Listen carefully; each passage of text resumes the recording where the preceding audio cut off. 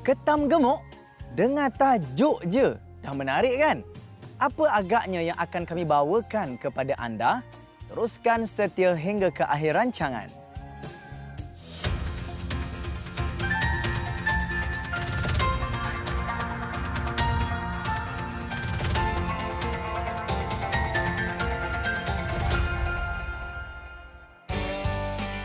Assalamualaikum dan salam sejahtera. Selawat dan salam buat junjungan besar baginda Nabi SAW, ahli keluarga, juga sahabat baginda. Alhamdulillah bertemu kita lagi dalam Lensa 106 bersama saya Piu Amin menemani anda semua selama 30 minit. Paparan Lensa pada minggu ini membawa penonton ke Bumi Kenyalang yang kaya dengan adat dan budaya. Terletak lebih kurang 1 jam dari Bandar Kuching, Pulau Salak Santubong, didiami oleh penduduk yang rata-ratanya menjadi nelayan sepenuh masa. Ketam bakau atau nama saintifiknya Scylla olivacea menjadi punca pendapatan buat kebanyakan mereka. Saksikan paparan yang disediakan.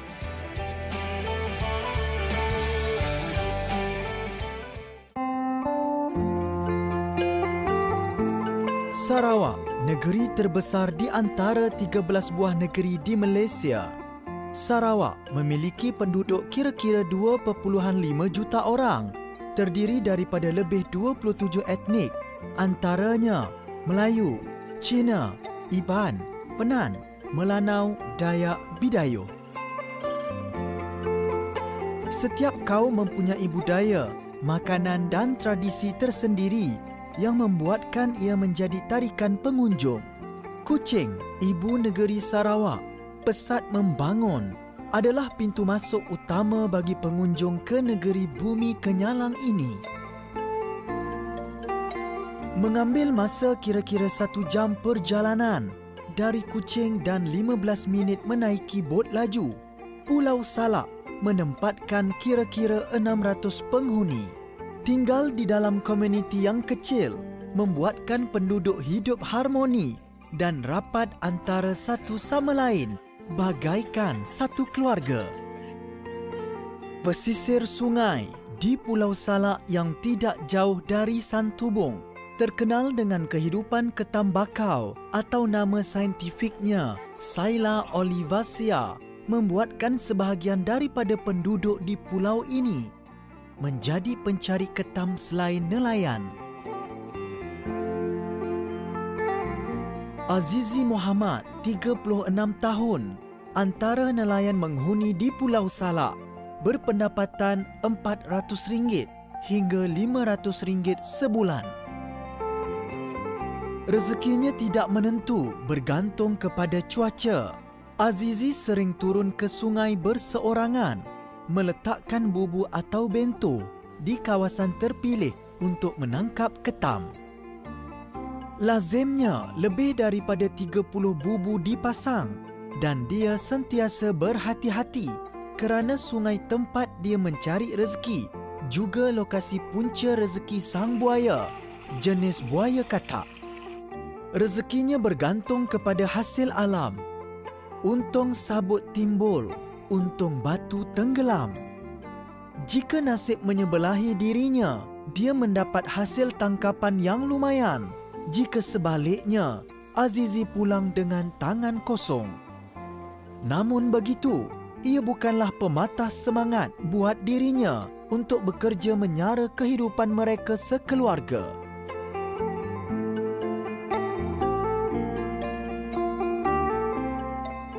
Bapa kepada 3 cahaya mata ini begitu mementingkan pendidikan anak-anaknya.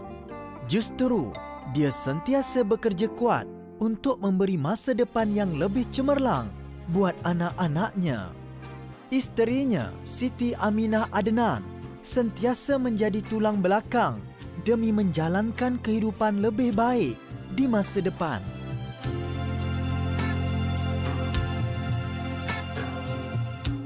Terpanggil untuk membantu golongan nelayan pesisir pantai, Prof. Madya Dr. Saiful Bahari Muhammad Yusof dari Universiti Malaysia Sarawak UNIMAS memilih Pulau Salak Santubong bagi menjalankan program penggemukan ketam atau Floating Crab Framing FCF.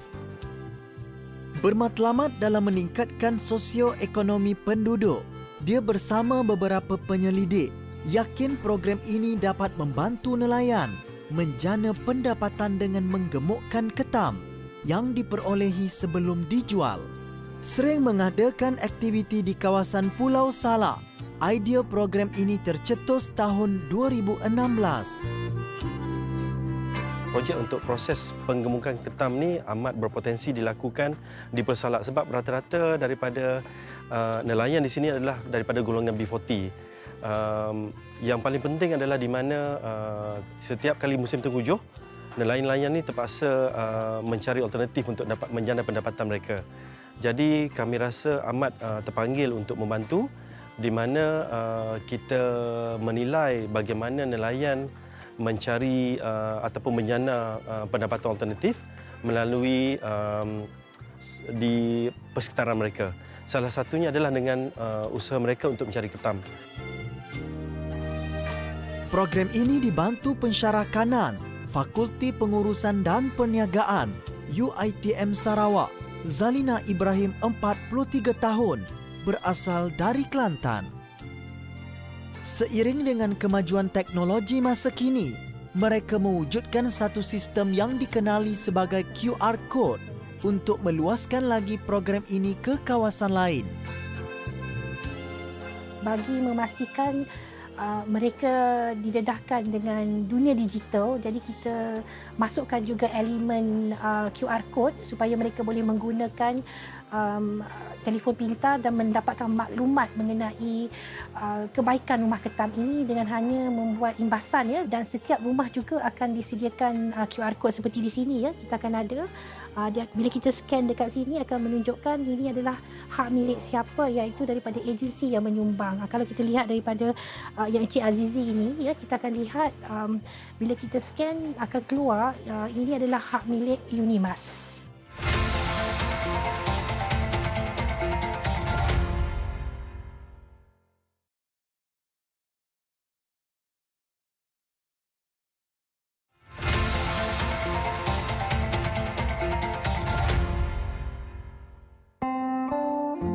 Terima kasih kerana masih lagi setia bersama kami dalam Lensa 106.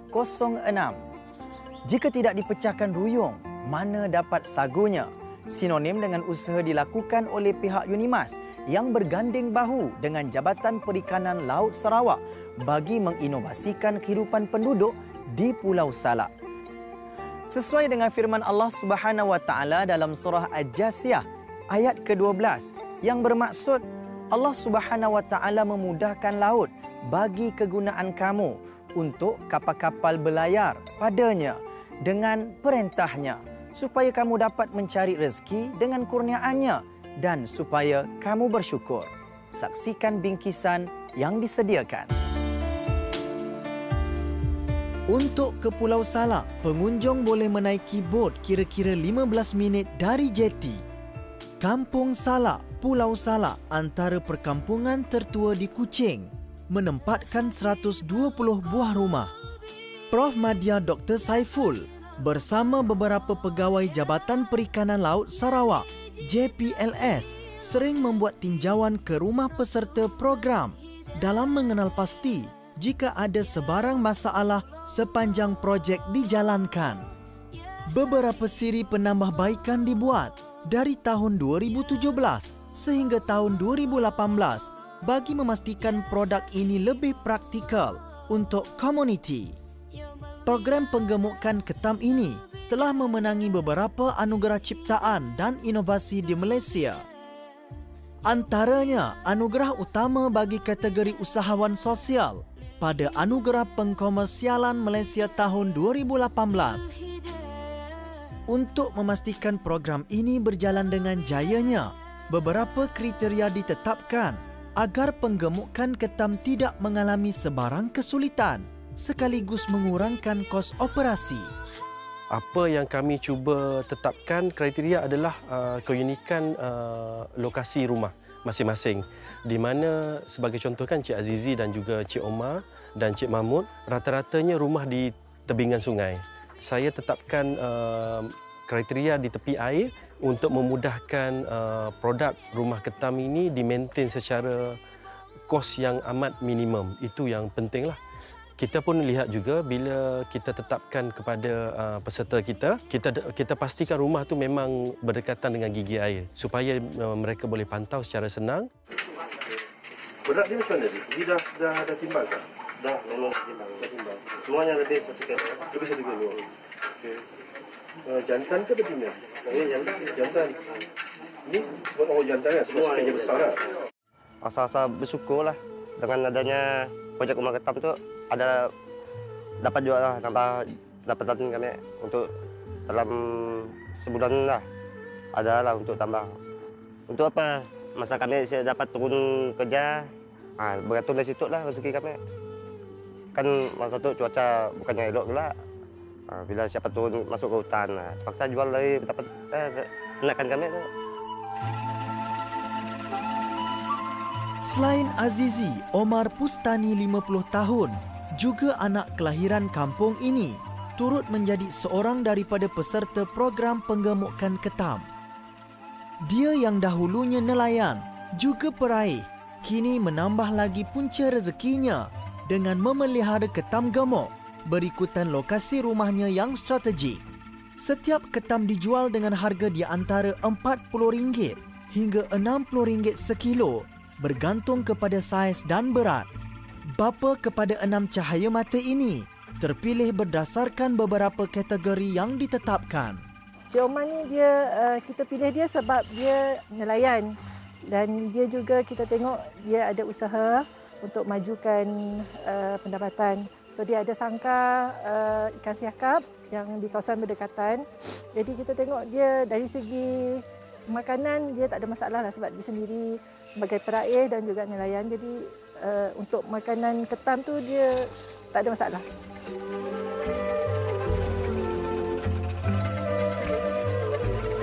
Omar turut mengusahakan ikan dalam sangkar, tidak jauh dari rumahnya yang menempatkan hasil tangkap lain seperti ikan siakap, ikan merah dan ikan kerapu. Bagi Omar, setelah menyertai program ini, dia merasakan perubahan terhadap pendapatannya dan turut membantu nelayan di kampungnya dengan membeli hasil tangkapan yang bersaiz kecil. Dulu kan kita bergantung hasil dari laut. Sekarang saya sudah ada buat macam ni. Kalau tidak ada dari laut, dalam ni pun kita sudah dapat income-nya juga. Selepas ada program macam ni, pendapatan tu memang ada juga lah, ada perubahan. Sebab ketam ni kalau kita tidak ada gemuk, kalau kita tidak ada isi, pelanggan tidak mau membeli ya. Kalau dia tidak ada isi, dia memang mau beli dia. Program penggemukan ketam yang dicetuskan Prof. Madya Dr. Saiful dari Unimas dengan bantuan pihak JPLS disambut baik penduduk Pulau Salak. Meskipun ia baru dijalankan, namun sebagai Ketua Kampung, Haji Wahid Mat mengharapkan agar lebih ramai lagi penduduk di sini menyertai program seumpama bagi menambah baik kehidupan mereka.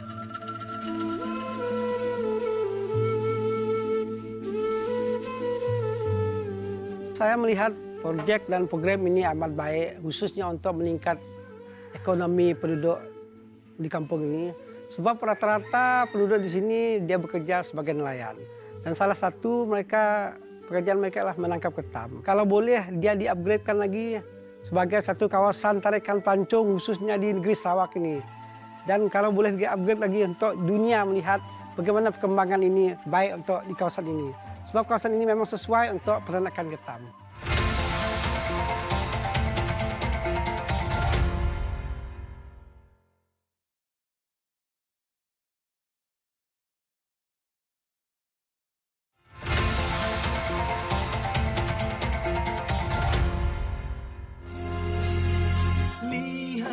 Penjanaan ekonomi yang serba kekurangan di kawasan Pulau Salak membuatkan tercetusnya idea untuk menjalankan program penggemukan ketam di sini. Omar, 51 tahun, Antara peserta yang bercita-cita tinggi menyimpan hasrat untuk melebarkan lagi usahanya dalam membina restoran terapung di atas sungai buat pengunjung ke Pulau Salak. Meskipun kelihatan sukar dan mengambil jangka masa panjang untuk merealisasikan impiannya, namun bagi dirinya tiada apa yang mustahil di dunia ini jika dititipkan dengan usaha dan doa yang berterusan.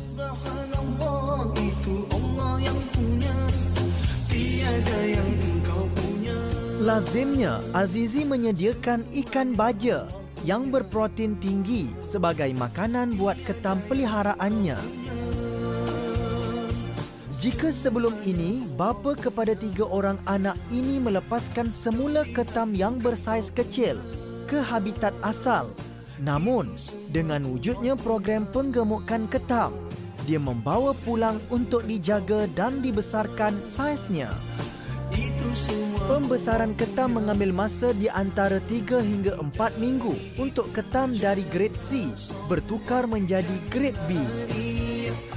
Manakala untuk grade B ke grade A, ia memakan masa selama 3 hingga 5 minggu. Setiap unit apungan ketam boleh menempatkan 48 ekor ketam bakau atau nipah bersaiz C, manakala bagi ketam bersaiz A dan B, ia boleh dimuatkan sebanyak 36 ekor. Ia direka khas di mana terdapat poket pada apungan ketam untuk membantu ia bersembunyi ketika air surut. Saiznya mudah alih dan berkos rendah kerana ia bergantung kepada sistem air pasang surut semula jadi. Bantuan yang diberikan melalui program ini dimanfaatkan Azizi untuk mengubah episod kehidupan dirinya sekeluarga. Tiada yang engkau punya, semuanya Allah punya. Menjemput dan menjamu pengunjung luar yang bertandang ke Pulau Salak serta hasil sentuhan air tangan isteri tersayang turut menjadi rezeki tambahan Azizi. Lazimnya, Azizi mengambil pengunjung di jeti dengan menaiki bot miliknya ke rumah sebelum memberi mereka merasai masakan ketam yang dibela.